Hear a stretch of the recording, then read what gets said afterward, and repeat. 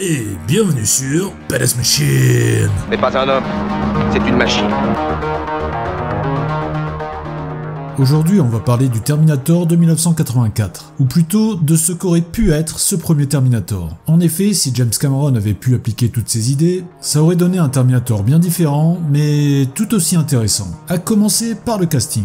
Difficile aujourd'hui d'imaginer le premier Terminator sans Schwarzenegger, mais pourtant, à la base, James Cameron avait pensé à Lance Henriksen pour le rôle. Avec une carrure moins imposante que Schwarzy, ce Terminator jouait à fond la carte infiltration. Cameron avait d'ailleurs dessiné ce concept art avec Lance Henriksen, et celui-ci s'était même pointé grimé en Terminator à la toute première réunion pour pitcher le film aux producteurs. Cependant, ces derniers ont moyennement apprécié. De plus, ils avaient déjà des idées en tête pour le casting. Ils avaient ainsi proposé O.J. Simpson en tant que Terminator et un certain Arnold Schwarzenegger pour le rôle de Kyle Reese. Pour O.J. Simpson, c'est anecdotique, car il n'est même pas casté. Cameron et Gal Ann Hurd ne l'imaginaient pas du tout dans un rôle de tueur. Et quant à Schwarzy, il commence à être un peu bankable après la sortie des Conan. James Cameron accepte donc de le rencontrer tout en pensant s'en débarrasser poliment. Mais voilà, on ne se débarrasse pas comme ça du chêne autrichien. Et d'un autre côté, même quand on s'appelle Schwarzy, on ne tord pas le bras à Cameron, qui a son petit caractère soupolé. Tout le monde sait comment ça s'est terminé, Monsieur Olympia n'aura pas le rôle de Kyle Reese, mais celui du Terminator pour notre plus grand plaisir. Ouais, sauf pour lui. Même si le réalisateur garde le concept d'assassin cybernétique infiltré, pas facile à dire, le physique de bulldozer de Schwarzy l'incite à revisiter sa vision du Terminator pour en faire la machine à tuer brute de décoffrage qu'on connaît. Les différences avec ce qui avait été prévu initialement ne s'arrêtent pas au casting. Comme évoqué dans l'un de mes shorts, Kyle Reese devait débarquer dans le passé avec un pote à lui. Bon, c'était juste de la figuration puisqu'il mourait dès son arrivée empalé sur une grille. Ensuite, le déroulement de l'histoire était sensiblement pareil. Kyle et Sarah sont poursuivis par le T-800, sauf qu'au milieu du film, ils arrivent à se débarrasser du gars mécanique, comme l'appelle Cameron dans une interview. Et toujours Dixit Cameron, les gars du futur décident alors de tenter le tout pour le tout en envoyant leur dernier prototype de Terminator. Cette fois-ci, ce n'est plus un être mécanique recouvert de chair, mais une créature constituée d'un liquide semblable à du mercure que ni les balles, ni les presses hydrauliques ne peuvent arrêter. Comme vous l'avez compris, James Cameron voulait déjà introduire le T-1000. Cette phrase est bizarre, mais l'idée a été abandonnée, ou plutôt reportée, étant donné les contraintes techniques et le budget nécessaire pour le mettre en image. Hasta la vista, baby.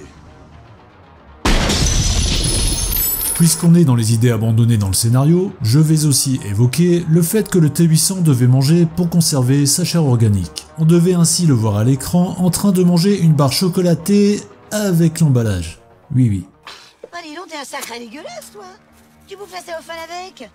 Un Terminator plus gore. Tout le monde connaît la scène où le T-800 s'entaille le bras pour se réparer, et surtout celle où il se retire le globe oculaire. Eh bien, grâce à la novélisation du film, on apprend qu'il devait aussi charcuter les genoux des fausses Sarah Connor. Pourquoi ? Car dans ces données, il était indiqué que Sarah avait une broche médicale dans le genou. Il trifouillait donc les jambes de ses victimes avec son scalpel pour permettre l'identification formelle de sa cible. On devait finalement comprendre que cette broche résultait des blessures reçues par Sarah lors de sa lutte pour échapper au Terminator. Élément de plus qui devait renforcer la fameuse boucle temporelle. On va maintenant passer à l'étape supérieure en s'intéressant à ce qui était à un poil de sourcil de passer dans le film. Je veux bien sûr parler des scènes supprimées, et plus particulièrement celle qui concerne Cyberdyne Systems. Pour rappel, dans le Final Cut du premier film, la société à l'origine de la création de Skynet est juste évoquée par Kyle Reese, mais à la base, elle devait avoir beaucoup plus d'importance dans le scénario. Dans une première scène coupée, on peut voir Sarah qui a l'idée de rechercher si la société Cyberdyne Systems dont Kyle lui a parlé existe déjà. Quand elle constate que c'est le cas, elle décide de convaincre Kyle d'y aller pour changer le cours du destin. Oui, comme dans T2. Le voyageur temporel s'y oppose dans un premier temps et une rixe s'ensuit. Sarah arrive finalement à le faire changer d'avis en lui disant ceci. Traduction, il n'y a pas de destin, mais ce que nous faisons. Ça vous rappelle quelque chose ? Tout comme dans cette autre scène coupée, qui se passe après la bataille finale contre le Terminator et où on voit deux employés de Cyberdyne qui récupèrent le microprocesseur du T-800 à l'insu des policiers. Oui, ça aussi... Mais du coup, même si ce n'est pas montré dans le montage final de 84, il y a de fortes chances que l'usine dans laquelle se rendent Kyle et Sarah à la fin soit Cyberdyne System. Ce qui serait génial, c'est qu'il y ait une autre scène supprimée qui unifierait les deux montages et qui ne laisserait plus aucun doute. Eh bien ça tombe bien, il y en a une.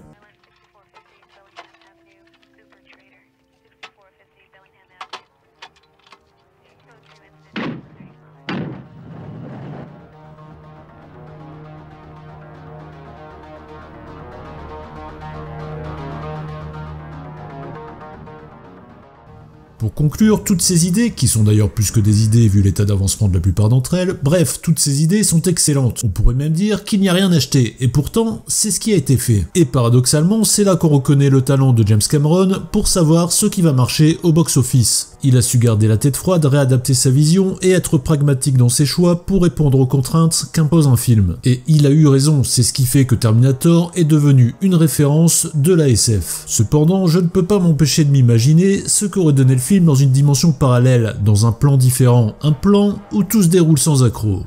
En partant de ce principe, pas besoin de se soucier du box-office, de la technique ou du budget. Ainsi libéré de toute contrainte, le film de James Cameron aurait sûrement été encore plus sombre. Voici ce que ça aurait pu donner. L'idée de base du Terminator infiltré parmi la population aurait pu être conservée, et en partant de là, on n'aurait pas su tout de suite l'identité du Terminator, les soupçons se portant sur plusieurs personnages, y compris sur Kyle Reese. Pendant ce temps, les meurtres des Sarah Connor se seraient apparentés à ceux d'un tueur en série qui découpe ses victimes au scalpel, ajoutant l'atmosphère angoissante du film noir de SF. Les soupçons se seraient finalement portés sur le personnage du flic interprété par Lance Henriksen, peut-être lors d'une scène où, après avoir été blessé, il aurait fait preuve d'un comportement particulièrement étrange, dévorant avec avidité de la nourriture encore emballée. La caméra se serait alors portée sur sa joue, montrant des lambeaux de chair essayant de se reconstituer et laissant apparaître sa nature robotique. L'arc sur Cyberdyne aurait également été intégré au film, sans se soucier de perdre des spectateurs ou non, en complexifiant l'intrigue. Et pour finir, les effets spéciaux n'étant plus un problème, le T-1000 aurait fait son entrée.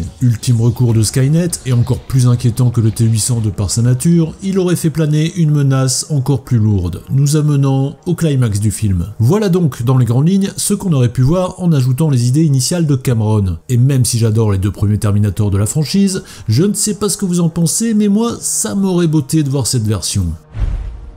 Badass machine. I'll be back. Brutal!